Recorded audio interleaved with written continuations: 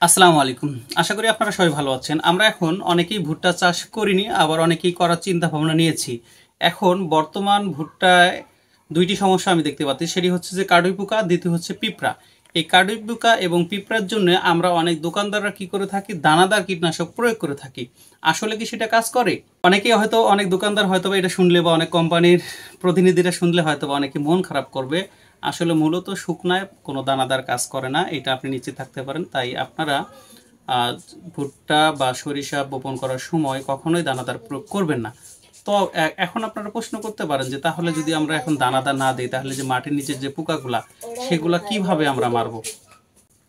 দানাদার বলতে যে শব্দটি সেটি হচ্ছে যে আপনার আমরা ফোরাটন বলি, বিভিন্ন কোম্পানির যে আপনার দানাদার যে মানে আগে যেগুলো আপনার বাসুডিন ছিল, বিভিন্ন কোম্পানির নাম রয়েছে, আমি আলাদা আলাদাভাবে নাম বলতেছি না। তবে এখন আপনারা প্রশ্ন করতে পারেন যে আসলে যদি দানাদার দিয়ে যে আমরা পোকা না মারতে পারি বা শুকনায় যদি দানাদার কাজ না করে, সেক্ষেত্রে আমরা এখন কি প্রয়োগ করব? কারণ নিচের পোকাগুলো তো মারতে হবে। হ্যাঁ, সেটারও একটা সহজ বুদ্ধি রয়েছে।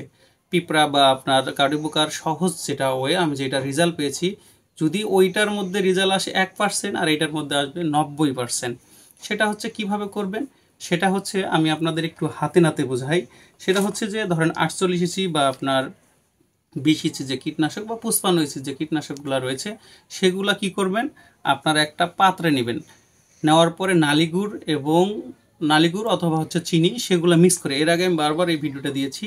যেহেতু আমি আজকে একটা জমিতে গিয়ে আপনাদের দেখাচ্ছি আমি ভিডিওটি, তাহলে আপনারা বুঝতে পারবেন। এই জমিতে কিন্তু আপনার দেখা যাচ্ছে যে দানাদার দেওয়া হয়েছিল কিন্তু কাজ করেনি। দেখতেই পাচ্ছেন পিঁপড়া কিভাবে ভুট্টাগুলো ক্ষতি করতেছে। এই যে ক্ষতি করতেছে, যদি এইটা আপনার ওই নালিগুড় বা পিঁপড়া দিতেন তাহলে 100% রেজাল্ট আসতো, বা পিঁপড়াগুলো কিন্তু এই যে মিষ্টির লোভে আপনার খেয়ে ফেলতো।